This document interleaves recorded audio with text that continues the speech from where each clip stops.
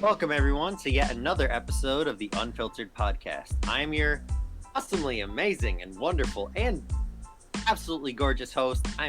Wait a minute. I gotta be correct. Co-host, Alex Pierce, and I'm joined by my pain in the ass, longtime friend and annoyingly times right host, Matthew Francis. You know, I thought it was a good idea to let you start, but I think you got too much power there, and I think it's a little overwhelming for you. So I'll keep on the intros next time, just so we're. Power is mine now. What's up, everyone? Welcome back to the 5th episode of the Unfiltered Podcast. A week off last week. Yeah, we did take the week off last week. We had Labor Day that was on Monday, which is usually the day we record. What's going on? Yeah, so we were all kind of busy. So we took last week off, but it's glad to see everyone back, and hopefully had a great Labor Day weekend, long weekend, 3-day weekend for most of you. And hope you had a great weekend this past weekend and got to spend some time with family and enjoy. We're back to our normal schedule. This is a full episode this week. I know we did a mini episode. So if you haven't checked that out, go check out episode number 4. It was all about the presidential race, the presidential election for this year. Actually, we went back all the way to 2016 and even farther back to even 2008 we went back. So if you haven't already, go check out that and leave us some thoughts on that. But we are back in a full episode this week, and we're going to kick it right off. NFL Week 1.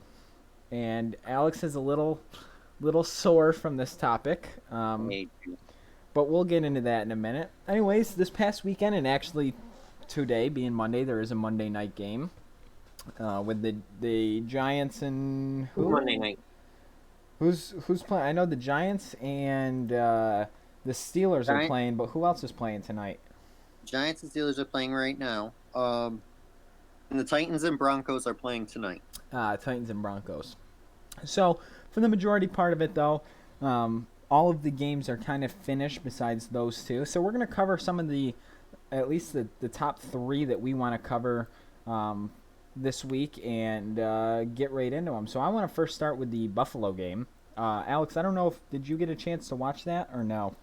Hell no. Why would I watch the Jets and the Bills? Anyways, I'm a big Buffalo fan, and a lot of people know that. But I want to take a couple key points away from that game. Nothing major, but there are a couple things that I think, especially on the Buffalo side, motivated the offensive line more than anything to play such a good game. For those of you who don't know, the score was 27-17. In the end, it was the Bills winning. But the biggest takeaway was Josh Allen. He had a great night, or a great day, I should say. It was a midday game.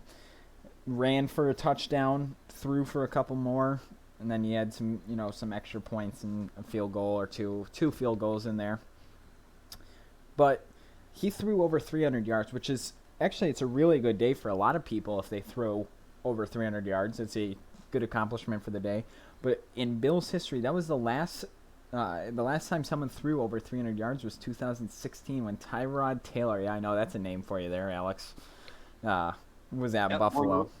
Former Ravens backup, Browns starter, Bills starter, and now the uncertain starter.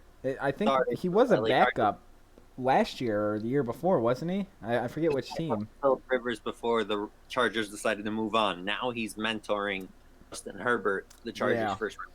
So Tyrod Taylor's been around the block a few times, but that was the last time that Buffalo saw a 300-yard throwing game, which was 2016. So great job to Josh Allen. He had a great night. I watched him. And it was actually kind of funny because over the offseason and in training camp, he said he wasn't going to run as much. And the first touchdown that they scored was the first run that the first time that Buffalo had the ball in first possession, and he ran it in for a touchdown. So it was kind of ironic, and I don't think the Jets were really expecting that, but it happened, and I mean they left them wide open. So, but I think that as well as just towards the end of the game, the offensive line for Buffalo was working really good.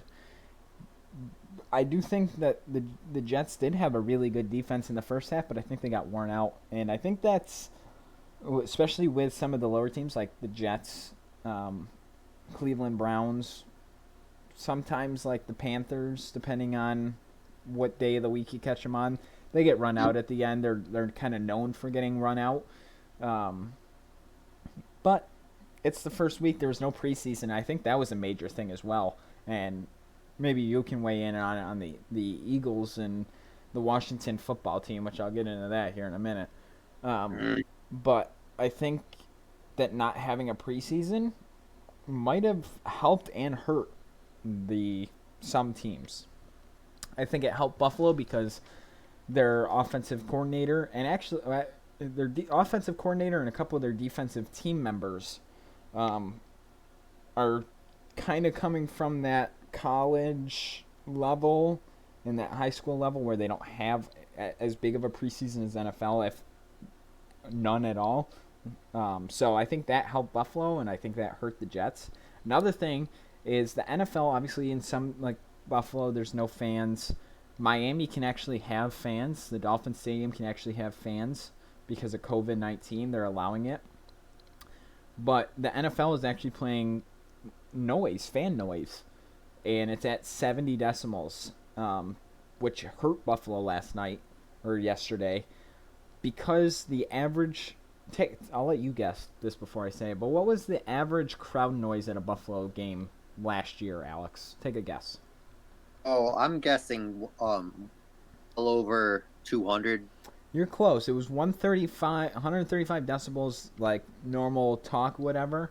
And those fans get loud. They get very loud. And when there was a touchdown, anything like that, it was close to 200. I think they said high 180s, low 190s. So that's a lot of decibels to hear. And trust me, from someone who's there pretty much every weekend during the regular season when they're at home, that's really loud. So I think that hurt Buffalo not having that crowd. But Miami, they can have a crowd. So I think that that might be interesting where you go to some places and they don't have a crowd, but the next week you have packed stands.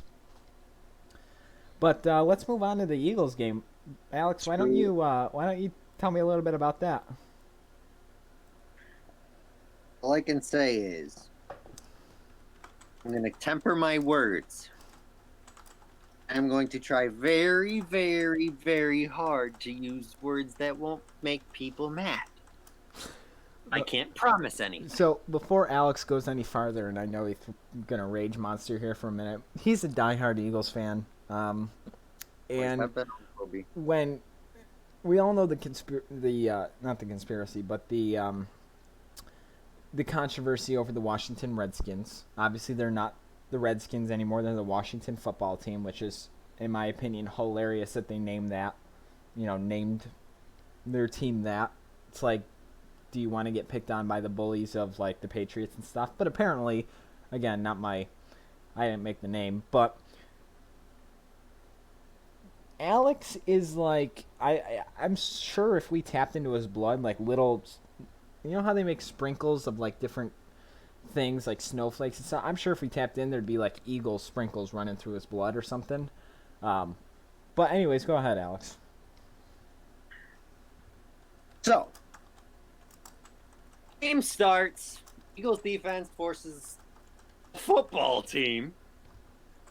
I say that in all sarcasm possible because that's the stupidest name ever. They force them to basically do nothing. Easy, right? Okay. Carson Wentz comes on the field. 4 plays, touchdown. You just pick them apart. Next drive, same thing. Stalls out toward the end. They have to kick a field goal. Same deal. Defense shuts the Redskins down the entire first quarter and the majority of the second quarter. Eagles offense is firing on all cylinders. Big play here, big play there, nice pass here. Looking good. Goes into the half. It's, I think, 17-7 or something like that at halftime.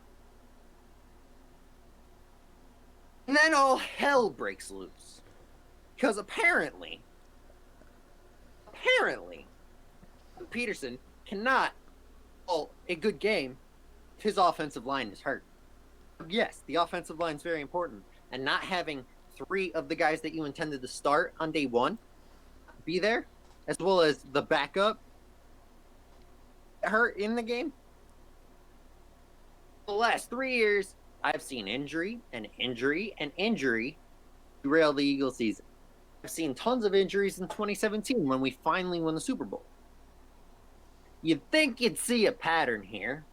You'd get rid of those responsible for that. And that's called the training staff. And so for 4 years, and especially under Doug Peterson, injuries have been very rampant. Now I'm beginning to wonder if it's the training staff. Maybe it's the way Doug Peterson coaches them. Regardless, when you get outscored by a team considered one of the worst teams in the league, battling for the number 1 pick, not even for a playoff spot, for the number 1 pick, and you lose a 17-point lead in the first quarter, and you don't score a single point or get even close to scoring a touchdown the rest of the game because you're incompetent. What the hell were they thinking? This is why me and Alex don't talk on a Buffalo Eagles week, because one of us would lose the gasket like he just did. You just got to change the system. Okay, your screens aren't working. Throw a cross route. Throw a post. Okay, they're not going deep downfield anymore. Okay, bring it back. We'll do some dink and dunks. You don't go with the same thing all game long when it's not freaking working. Well, and I don't, not to get away from that, which I didn't watch the game, so I really can't comment on it, but I want to know, because you watched the Eagles-Washington game, and we both watched the Buccaneers and Saints game, which we're going to talk about here in a minute. But I want to know, what were the officials like? Because watching the Bucs and Saints and the Buffalo and Jets game and a couple others, like little clips here, it seemed like the officials were throwing a lot of flags for a lot of things that they normally don't call. What was it like at that game, too? The Reds... Almost said Redskins again. It's going to take a long time. Washington, I'm just going to call them that from now on. Washington and the Eagles have gotten into some big scuffles over the years. The body bag game, if you ever heard of it, the late 80s, I believe, early 90s, when the Eagles had one of the best defenses in history, all of football. The reason why it's called a body bag game is because 5 people had to be walked off. Not walked off on their own power, walked off with assistance. So they have an intense rivalry. Refs were letting them play. They were getting physical, they were getting intense, and the refs were just like, hey, if you do something blatant, I'm going to call you. But I can't even blame the refs, and I like to blame the refs. He does really like to blame the refs. But looking, and we'll transition here in the Bucs and Saints game, but looking at that, they were calling a lot of holding. And now that you've said they were playing a little rough, I'm surprised they didn't call a little bit more in the Eagles-Washington game, especially in the Buffalo and the Saints.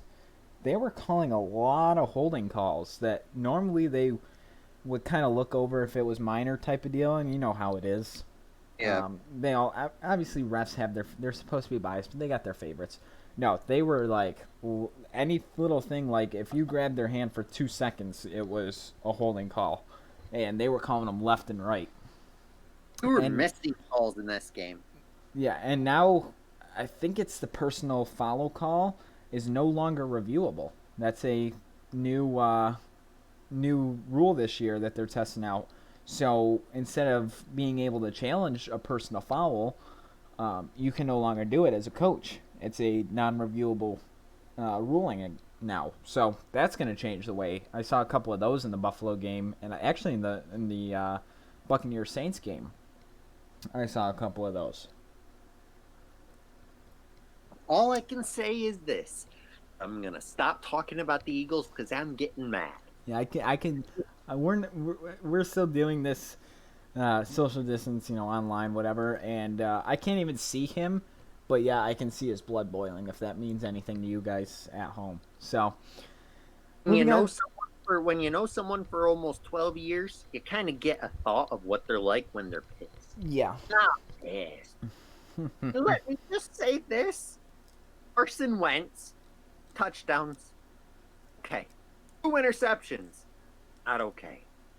Here's the worst one. Well, 8 sacks. yeah. I saw. Not even that. Hold on. Austin Scott. Now the Eagles were out. We were without our stud running back. We had a pretty good backup, and we usually run a lot of running backs in a game. 9 carries, 35 yards. How the hell do you not give your running back more time and more holes to run through? I would say as a starting, that's less yardage than Josh Allen ran for a touchdown, and he's a quarterback. Yeah. Wow. Anyways, we'll move on to the Bucs and Saints, and we'll throw the Patriots in there because obviously, for those of you who don't know, Brady is now with the Buccaneers, and we don't like the Patriots. I know personally I don't put I put Brady in that category of I don't like them, but Brady. I think because we both watched the game, and I want to hear your opinion, Alex, real quick on this. We won't spend too much time, but I think Brady was underthrowing the short game plays. He was nailing the long ones, especially the ones where they were running way downfield. He was nailing them, but the short throwing plays, and it seemed like he was underthrowing them, and I think because it's all new receivers, the only one is Gronkowski that came over with him from Patriots. So it's a bunch of new receivers. And I think that looking at the Patriots line the last couple of years, it's been older receivers, kind of, I would say more experienced, but they're also slower in a way. So I think he's used to throwing to those older, more experienced receivers where he kind of throws them back a little to, judge, okay, they're a little bit slower, so when they get there, it'll be perfect. Where now he's underthrowing them for these younger, faster receivers who are blowing by it before he can, or getting there like as it's supposed to be, coming over a shoulder type deal and lining them up. It just wasn't good, but the long passes were doing great. Well, I'm not going to put entirely the blame on the Bucs' poor performance on Brady. Just because when you do something for 20 years, you stay with one team for 20 years, and you learn one system with one head coach for 20 years, it kind of becomes your, nature. Oh, yeah. Don't get me wrong, it does. On top of the fact that for the first time in 20 years, his head coach isn't Bill Belichick. That's a big change. That first drive, I was impressed. Looked like Tom. And their first touchdown of the game was him running it in, something he never did with New England. Yeah. Ran that ball in, and he just bulldozed his way right through the defensive line and said, fine. But if you look at the receivers, on paper, it's an incredibly talented group. But only receiver on there that I would label as reliable, Chris Godwin. He's a speed guy. He's about 6'1", 203 or something like that, but he's very fast. Mike Evans is like 6'5", 6'6". He's not reliable. He gets frustrated when a guy's playing too much man on him. Got Gronk, who's 33, 34, dealing with injuries his whole career, decides to take a year off and come back. Okay. Jay Howard, been woefully disappointing as a first-round pick. The Buccaneers, wow, that was weird. The Buccaneers only have 2 offensive linemen that are Pro Bowl caliber. The other 3 are at best. So, I agree with you. You were also playing the Saints, who have one of the best defenses in the league. So yeah, and I agree with you too that it's not always the quarterback. It's heavily on the receivers. You could have the best quarterback in the world, but if they're not going to catch shit, they're not going to catch shit. You know what I'm saying? So I agree with you that it is part of the receivers. I don't know a lot of the Buccaneers receivers. I haven't paid attention a lot. It's going to be something for me to look at next week when they play the Panthers, and see how they do there. Should actually end up winning that one because, I would hope so. Panthers have a new head coach and new quarterback. Yeah. Oh, do you want to talk about the Patriots? We can for a little. I didn't watch the game. I ain't either because it wasn't on TV around where we are. I will say, Cam Newton looked like the old Cam, which is very scary for the rest of the league. However, the Patriots defense, granted, a lot of players opted out due to COVID. The Patriots won the game against the Miami Dolphins Yeah. by 10 points. Yeah. 10 points. Why? Someone explain this to me. Well, Because the greatest coach of all time not blow out one of the worst teams. Well, and I'm kind of concerned because Buffalo plays the Dolphins next week, so I'm kind of concerned that the same thing's going to happen next week, where it's barely a win for the Bills. So, I mean, I don't know. It'll be an interesting one. I'm looking at next week's lineup right now. You got obviously Bills and Dolphins, Rams and Eagles, which will be a good game.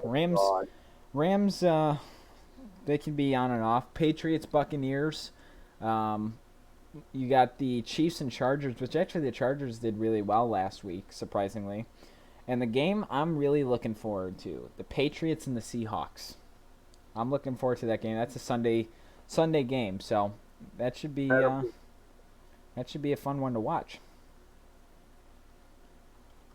So, all right.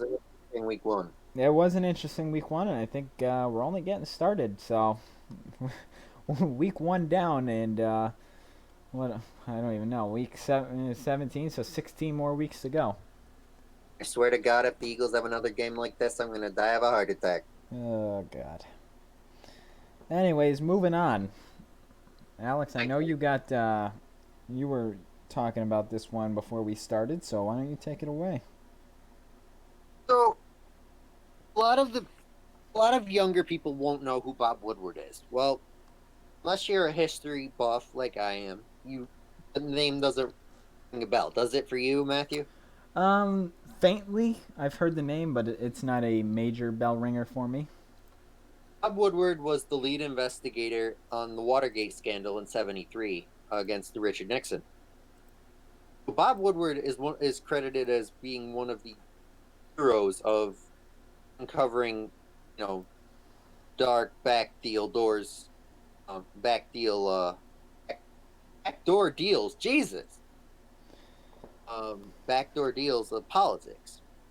He's well respected and well renowned. Well, if you haven't been paying attention to the news, he did an interview with the president on February 7th and then March 19th. On February 7th, the president was saying that COVID was nothing, that it was just a little bit worse than the flu publicly. Privately said to Bob Woodward that it's bigger than the flu, about 5 times more dangerous than the flu. So he deliberately lied to the American people. Now, he said he didn't want to create a panic. Okay, makes sense. Because that is the job of the president. But in a situation like this, American people needed to know what COVID was, regardless of the panic or not. You can tailor the message to make sure that people don't panic. They need to know what's coming. Okay, this is obvious for any country. When you deliberately not tell the American people that this deadly virus that's coming over, everyone knew was going to get here at some point, was worse than the flu, you didn't warn the American people, you fail in your number one job to protect, defend the Constitution and the people of the United States. Now, I was like, wait a minute. Now, in my head, I couldn't logically conceive this. I thought, okay, maybe this is just another tell-all book that's kind of like a gotcha thing. But when I saw Bob Woodward, I was like, wait a minute. Okay, he wouldn't just throw out there for willy-nilly conspiracy theories. Then I heard the tape interview, and that just couldn't wrap my head around that fact. The president of the United States won't want to tell the American people what's happening or what's going to happen. Matt, what do you think? Well, I'm going to play the devil's advocate a little. Like you said, a lot of people, especially now, the newer generation, don't know who Bob Woodward is. So I think a lot of people are going to play the devil's advocate. Well, okay, was it on recording? Was it true? Was it not? Whatever. Did he actually say that in private to him? Whatever. That aside, I think, and I agree with you that the job of the president is to prevent mass panic and mass hysteria, right? Because as soon as the general public is panicked, everything goes down the drain. And we know that. We've known that for wars. We've known that for a while. But I think looking back at January and February, we still didn't know a whole lot of information on COVID, right? We were still it was that startup phase. Really, everything didn't shut down to the beginning of March. And when that interview was taking place, we didn't know a whole lot. So I don't. At that time, I could believe him with keeping information private. And if I was in the same position, I wouldn't say I would do it 100% private, but I think I would take the same route, honestly. And with that being said, you don't want to go out, if he said, okay, this is going to be 5-10 times worse than the flu, and it turns out it's not as bad as the flu, and the flu is worse than this, now it's going to be, well, okay, then why did you say that? You lied to us, right? Whereas before, the way it looked in January, February was it's not going to be. It's going to be a little bit more severe than a flu. It's flu-like symptoms. It's the same type of deal. It might take a little bit different treatment to get it under control and handle it, but it's going to be similar to the flu. Hell, it comes from the same type of family. It's the same base virus. COVID-19 is the same base virus. It's just got a couple mutations in it that make it into the COVID virus and so on and so forth. That's why it presents with very similar symptoms. That's why people who have had the flu test positive for COVID, even though they don't have COVID, because it is that base strand. No different than like twins, identical twins. They have that same base strand, but their eye color might be different because of the fact that they have that one little change. So I think back then I would have handled it similar and said, it's not going to be as bad. We do know it is a little bit different because that we did know. We knew it wasn't the flu. It was from a different strand, but we didn't know how bad it was. There's COVID. There's a bunch of different COVID viruses out there already, and a lot of them, actually most of them, aren't as bad as the flu in general. So I think saying that and basing it off the information we had was actually good. Saying that in private, that it might be worse, and getting your team prepared and getting a well-known source prepared that, hey, this might happen, I think that's the good way to go about it. And say, hey, listen, it might be worse. We don't know, though. And that kind of sounds like what he did is he said, I'm not sure. This could be the worst thing that has ever happened to us, or this could be just like the flu. That kind of sounds like what the card he was playing, and I don't know. I haven't listened to the interview, haven't read an article about it, so I don't know. I haven't listened to it or whatnot, but that kind of sounds to me like what he was doing. See, I can agree with the president not wanting to incite a panic. I would do this. I would do that. I would try to avoid that. I think at the end of the day, knowledge is the best friend that we have. It's the only thing that could have protected. Now, the president screwed up on many levels. His administration screwed up on many levels, and don't get me wrong, so did the Democrats on a lot of things. Okay, this was just a complete horrible job by our federal government. I think every other president before Trump would have been able to handle this better. Just out of personality and just observation. But this was, if I was president, I would tell the people what was going on. Because, one, we're all citizens. We deserve to know what's going on. Here are our elected representatives. We're in a republic, and their job is to serve us. Fortunately, a lot of the people who get elected to these offices, including the president, forget that fact. They're in it for their own gains. So, in reality, they failed at their one job is protecting the federal government. I'm not just putting this on the president, I'm putting this on the federal government completely. They failed at their job to protect 190,000 Americans. They failed them. Oh, I agree, and I think a lot of And they things. need to answer for this. I think Someone needs a to lot. answer for this. What? Someone needs to answer for this. Oh, I completely agree with you, and I think the federal government in general did drop the ball on a lot of things. Even looking at the um, stimulus package that came out, there was a lot of low balls in that. And I mean, look at a couple weeks ago, Nancy Pelosi went into a hairdresser, and then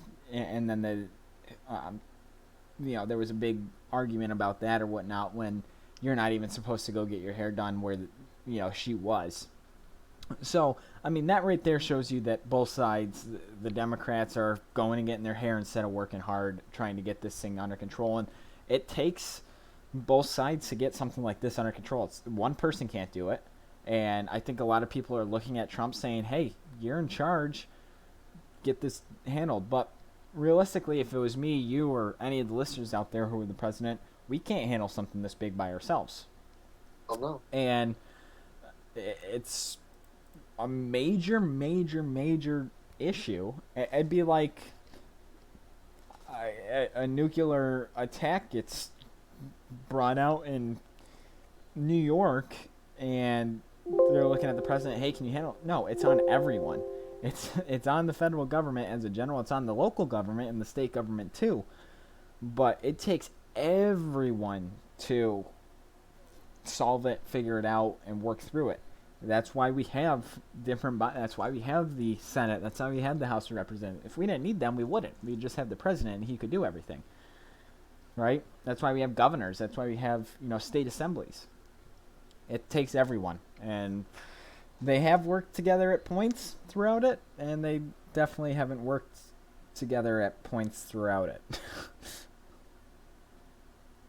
Yeah, it's very it's so disappointing. Yes. They failed so bad.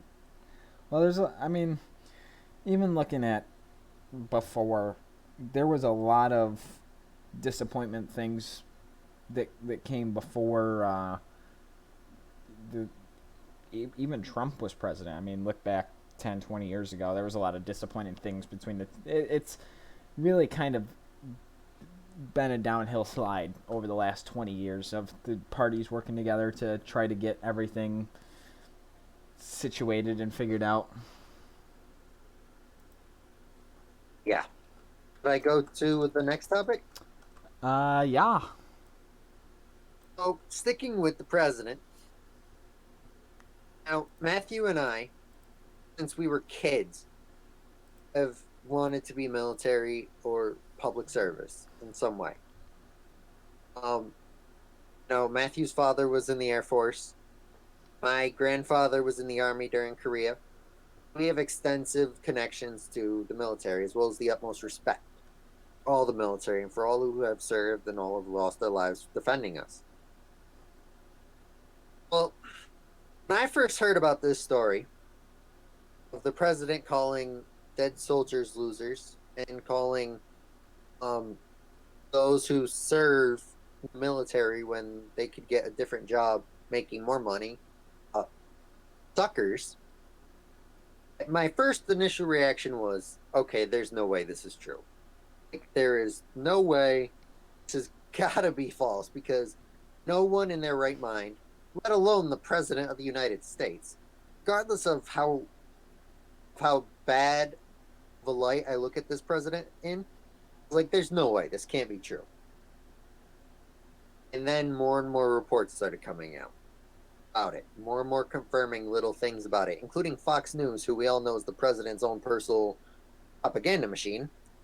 More and more people started confirming things. Now, I can say I can't say if these are 100% true. I don't know. I wasn't there. I don't know the president, whatever. If he even did say anything close to this, that is the most disrespectful, most appalling, disgusting thing for a person to do, because he wasn't man enough to actually go to Vietnam when he was drafted because of bone spurs. Now, I don't know if the president has them or not.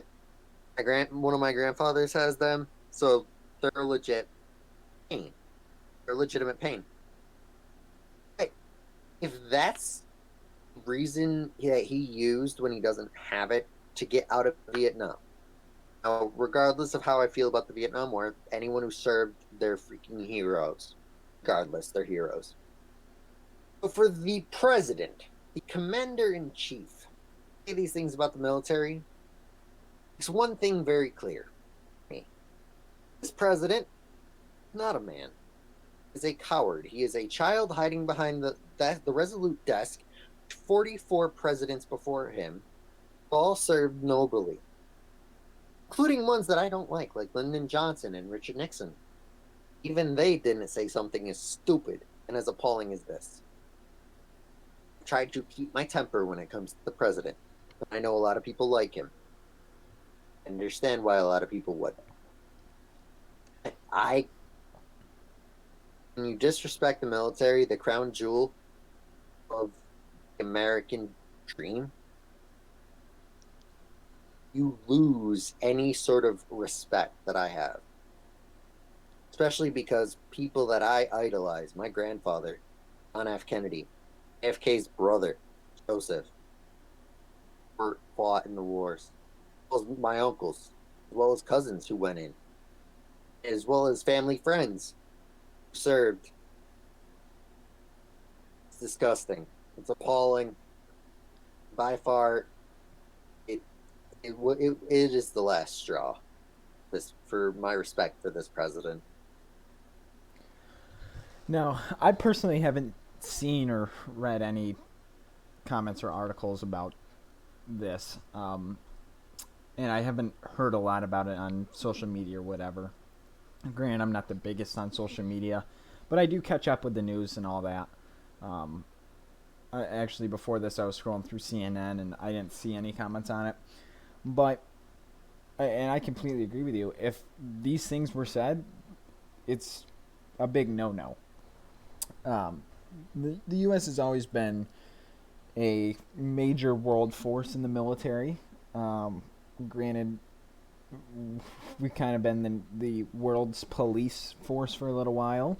Kind of since like the World Wars happened. We've always been the international police force. I mean, granted, we have the United Nations in the U.S.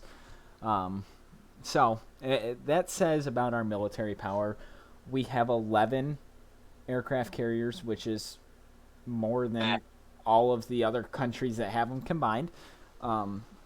So we have a lot of military power. And it's one of the things that I won't say 100%. I'll say like 95% of people can get behind, maybe not the whole factor of the military, but points of it. Like Alex said, my father was in the Air Force for 25 years. His grandfather was in the military. So we have a lot of family friends on my side. I'm sure Alex has on his side that are military, current, past, or who have died, whether it be fighting or just natural causes, age, whatever. So we run big in public service in our families, whether it be federal level with the military or local with police, fire, EMS, whatever. And it is touching to both of us when we hear great stories about, something that happened positively with the military or whatnot.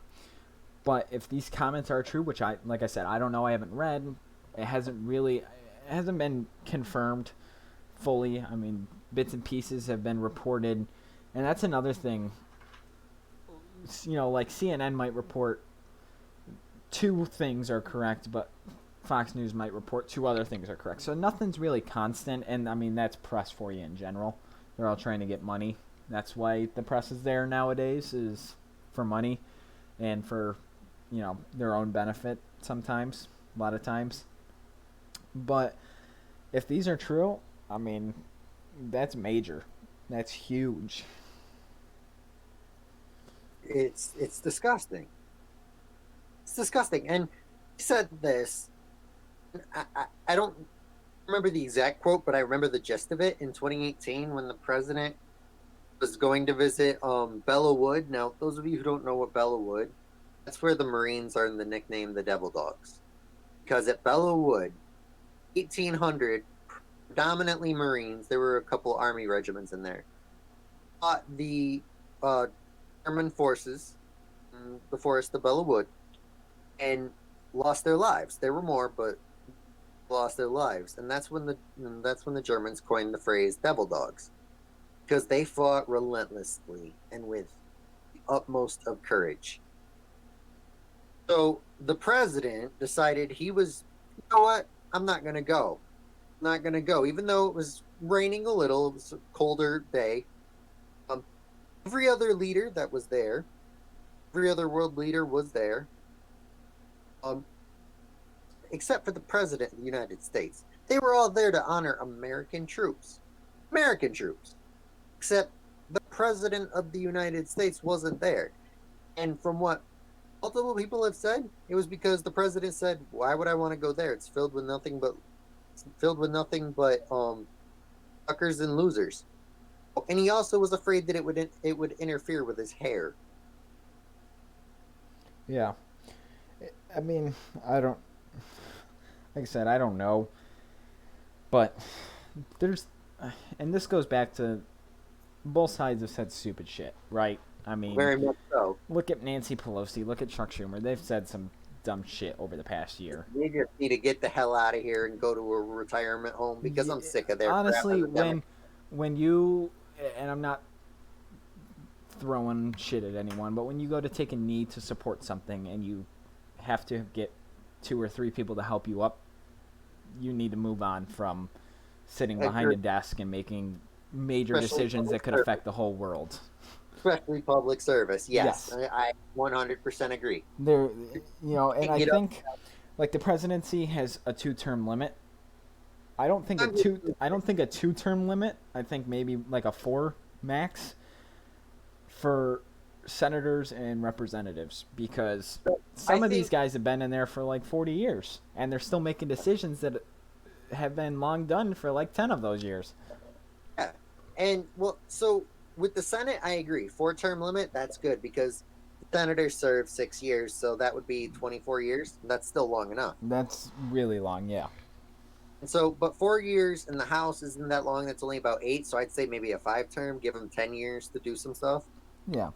Maybe after 10 years, if they still want to serve, okay, go to the Senate. Yeah, I mean, I don't even care if they make it like a frickin' 10-year limit max on everything. Something so they're not in there. I mean, Nancy Pelosi, I don't even know.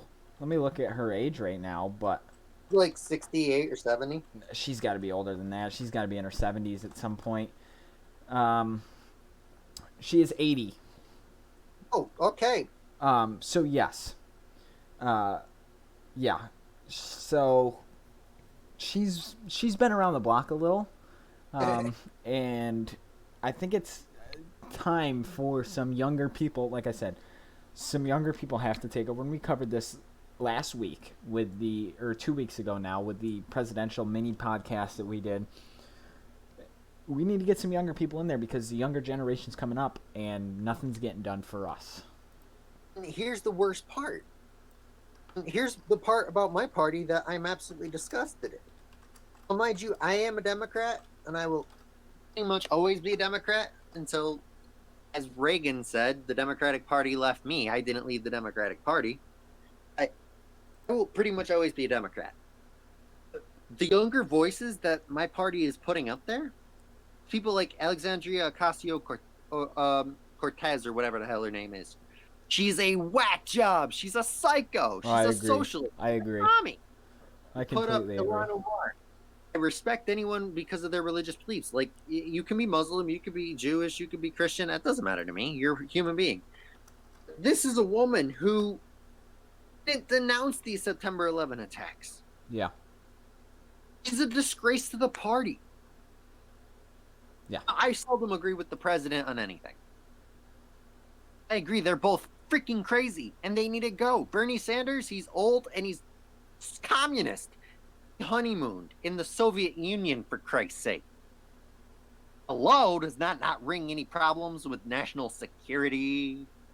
Yeah. On top of that, I have this generation of people, including cousins of mine, are so brainwashed in this fact that, oh, socialism's a good thing. Socialism's everyone equal.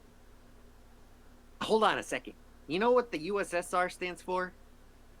Matthew, do you remember what it stands for? Well, it's the Soviet Union. Yeah. Okay. Well, the USSR. Now, mind you, people say socialism isn't communism. All right. I'm going to show you something real quick here, and I want everyone to listen real closely. Soviet Union's formal name was the USSR. What that stands for is the Union of Soviet, here it is, Socialist Republic. Mm-hmm. I wonder, does that ring any red flags to you, Matthew? Oh, yeah. Now, I want to go back to Pelosi and Schumer for a little while. So, Nancy Pelosi's 80 years old, right? She's been a representative since 1987. So, Not too bad, but that's still bad. 33 years, though. That's a long time to be a representative from the same state, right? That means for 33 years, her spot has not been given to another person.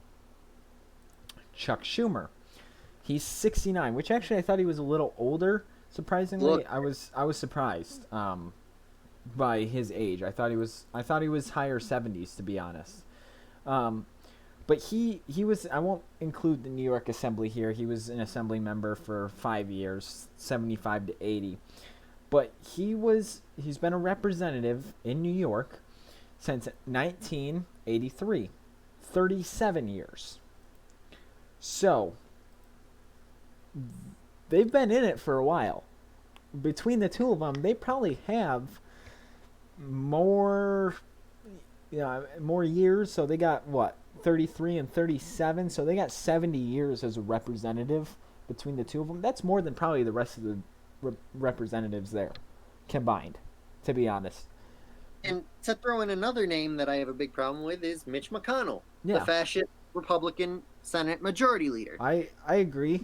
I think he does have some good things that he does say sometimes, but he is very I wouldn't trust him if I had to throw a stone into the water and he would say the stone would sink. I wouldn't trust him on that. He has been a senator from Kentucky since 1985. Dude is 78 years old. Yeah. Oh, I am completely, and this is one thing a lot of you guys know, you're either on one side or the other. Democrats and Republicans, they don't see eye to eye all the time. I think this is one thing, though, that pretty much everyone will see eye to eye on, is the fact that there needs to become a time where we get some younger people in there voting for us and making changes for the younger community that's around here. I mean, people in the general population aren't getting younger. So why are we still making decisions on stuff that was 10, 20 years ago? Exactly. Especially considering the fact that when you look at when a lot of these people took over, you know what the pandemic and big medical disease at the time was? AIDS. Yeah, HIV and You AIDS. know what they were wearing? You know how many channels the average American had on their TV? 20. You know how many we have now? 5,000. Yeah. So, okay, don't you think if you got in the office Or before, um, let's see, when would be a good time? Say about 1990. If you were in office before 1990, don't you think you should get out? Yeah. Because it's 2020, and it's 40 years. It's so mind-boggling to me because all these people want to say all these things about politics. They want to say this, that, and the other thing. People want to make politics, and this is members of my own family. People want to portray politics different than the way it is, and that's just can't do that because politics is politics. And I wrote something in a college paper. Wait, you wrote a college paper? Uh, and this is what I wrote. According to Merriam-Webster's dictionary, the definition of politics is B, the art or science concerned with guiding or influencing governmental policy. As I said, politics is an art, the art of winning in lawmaking. As with any form of art, everyone sees it differently, and with that, it causes controversy and discussion. So, politics is always going to be a nasty business. It always has been since the days of Julius Caesar, and he was killed by his own adopted son and nephew, Brutus, because Brutus wanted power. So if you think you're going to change politics when the way politics has been done, backstabbing, backdoor deals, this person's a monster, even though to your face I'm going to say you're a great human being, you want to think you can change that? Okay, so unless we have this massive U.S. revolution to where, oh, I like you no matter what, like, unless we actually care about one another, not going to change politics. I mean, and this is... I mean, we have politics for a reason. We need politics, right? Everyone can't make their own decision. But in the end of the day, and you see this in other nations who are struggling still, people want power. I mean, look at say a engineering job. People want to be the lead engineer. It comes with perks, whether it be more vacation time or a higher pay. Everyone wants that power. Everyone wants it. Or is the strongest aphrodisiac. Yeah, and in the end of the day, we're all fighting for power. Everyone, even if you don't think you are at some point. Look at your life, step back, and guarantee you're fighting for some sort of power. Whether you and I have been doing it for 10 years. Yeah, exactly, and I'm winning. So, shut up. Whether it be fighting to get a promotion at a job or fighting to get elected for, Congress, whatever, everyone's fighting for power. Everyone wants it. Not everyone can have it, though, because if everyone has it, we go back to the Civil War days, where everyone wants power. And it didn't work back then. Why is it going to work now? And like you said, with Julius Caesar, family members wanted power. The only way to get it was to take the top out. And obviously that's illegal now. You can't do that, even if you wanted to. But happens, although I'm not going to subscribe to conspiracy theories. There's one that I kind of believe. Well, you believe a lot of shit, like the Eagles are going to win against the Washington football team, but that didn't happen. Anyways. That wasn't my fault. Anyways, everyone wants this power. Everyone's fighting for it. Not everyone can have it. If everyone wants it, you got to vote the people you want to make the good decisions for you to do it, whether that be as small as a town clerk who's going to issue you a dog license to the president who's going to control the military and the federal government. Whatever it might be, or whether it's going to be a student council president in high school.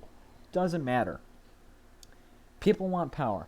People are going to say anything for power, whether it be, again, student council president, oh, I'm going to have a dance every Friday for you, to the president where, okay, we're going to have the best economy. Everyone's going to fight for it. Everyone's going to say whatever they want. It's how they act. And you got to look at that. Doesn't matter who you are. Doesn't matter what party you're for. And, I mean, me and Axel will tell you, we're for the person who's going to do the job right and get it done properly and not waste any time. Everything that they do? Yeah. If you do something good, I'm going to give you credit for it. I don't care if you're a Republican or a Democrat. Yeah. And that's what it should be about. And it's not what it is. And I would say 60% of that is the older people like Nancy Pelosi, Chuck Schumer, Mitch McConnell, who are stuck in Congress, in the House of Representatives, Way just, too damn long. yep, just sucking on the blood of the people. They're like an annoying mosquito who's biting at your ankle. And it's time that the younger generation who has been sitting back stands up and says, we want our people in there. It's like having a trial of your peers. If you're 16 or you're 18, you're not going to have a bunch of 90-year-olds on there who are going to say, well, back in 1923, back in 1923, we just cut your foot off because you cut this guy's leg off and call it good. No, you're going to have a mixed peer. You might have a 90-year-old on it, but you're also going to have someone who's 18, 19 on there who might understand what's going on. So it's the same way. You're not getting a House of Representatives or a Congress who is representing you. They're representing themselves from 30 years ago, and that needs to change. And that's something that a lot of people agree on, but are too afraid to act on. Which is why, see, if I was famous, I would be in the news every day because of something I said, because you know what? I don't care. I'm gonna say how I feel. And that's almost what we need, to be honest, is to say how we're gonna feel. And people aren't doing it. I mean, some people are, they're starting to, but even those people have agendas behind them. Everyone's got an agenda.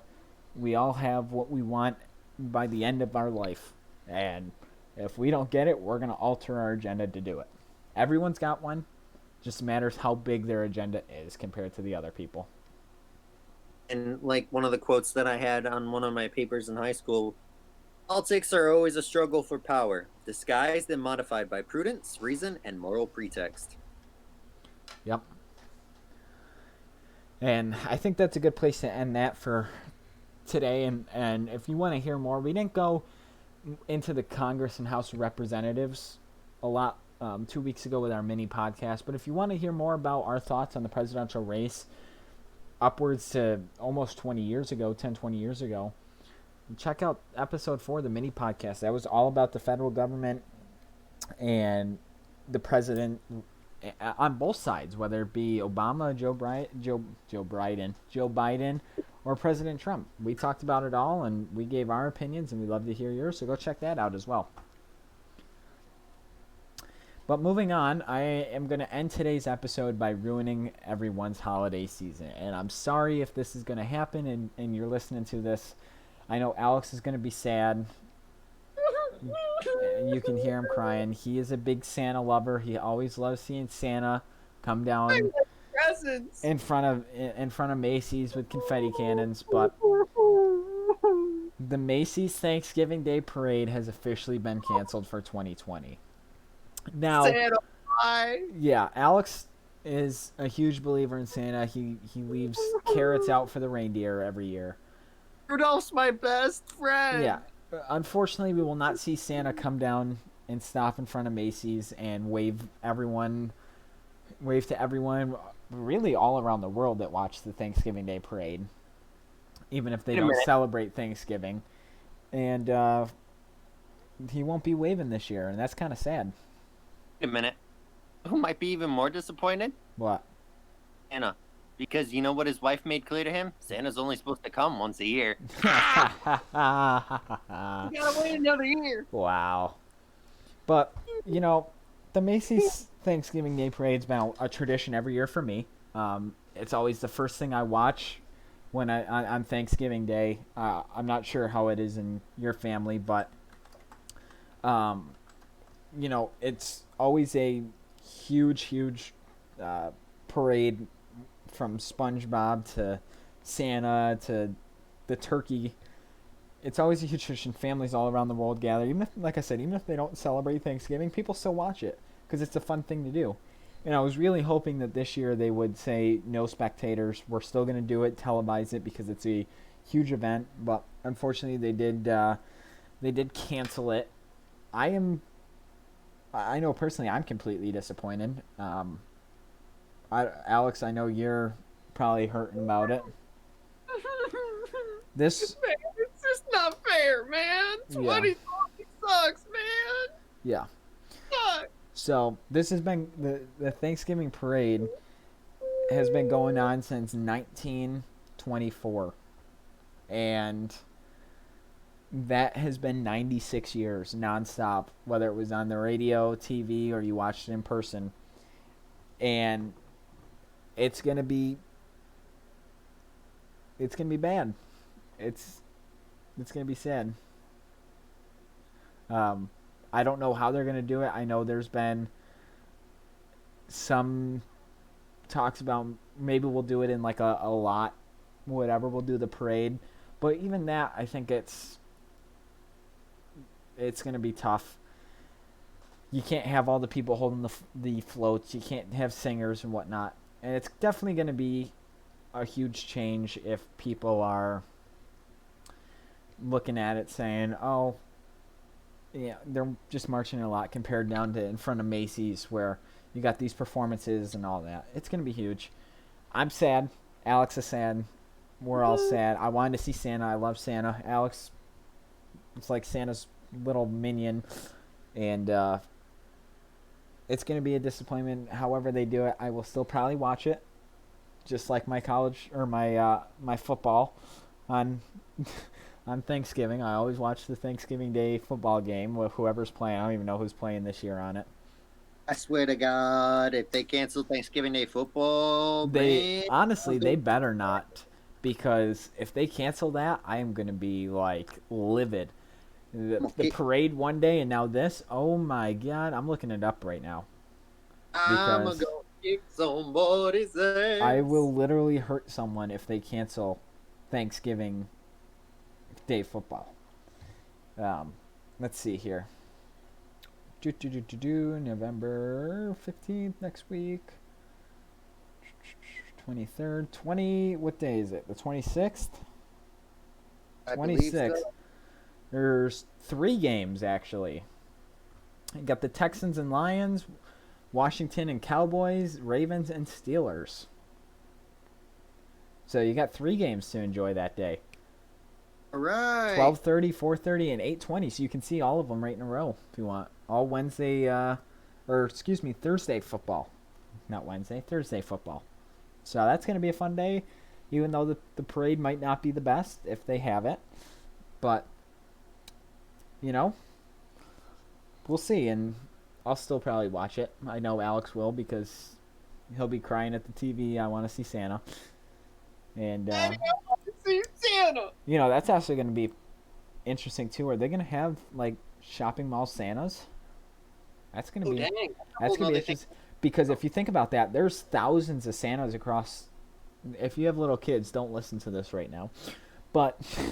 They're not saying Santa's not real. Santa is real. He just has these, people that help him out and report back to him. Just like his elves and Elf on the Shelf. They're the same way. He can't be in 1,000 places at once, unless it's Christmas Eve. But... Which is coming once a year. Yes. So he can't be in 1,000 places, but he that's why he's got these helpers.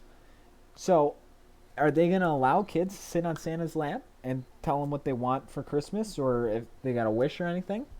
That's going to be interesting, because some states like Florida, how they're allowing fans in football stadiums. So are they going to allow shopping mall Santas and lines and stuff? I think they will if they're wearing masks, 6 feet of distancing. What do you think? I think I don't know, possibly. We'll take bets on this, and we'll let you know next week what our bets are on it, and then we'll report back come Thanksgiving time. I do believe that is wait, hold on. I gotta use the right term. It's a full plate or something like that. He was trying to use a White House term. This is why we don't give him power to start or end episodes, ladies and gentlemen. But wait, that's a full wrap. Full wrap. Oh my God. I'm proud of myself. I'm over it. All right, everyone. That's going to conclude today's episode. Episode number 5 of the Unfiltered Podcast. We did take last week off, so again, hope you had a great week. great couple weekends there and great Labor Day weekend. But as always, I've been your host, writer, executive producer, and amazing person, Matthew Francis. I'm your co-host, writer, and the best person in this podcast, and the smartest, executive producer, Alex. Hey, please make sure to follow the podcast, leave a review on Apple Music, Spotify, or wherever you find your podcasts. Thank you! Yeah, and you can follow me on Twitter and Instagram at MattF_media14. That's MattF_media14. Leave me a comment. I like chatting with you guys, so check it out.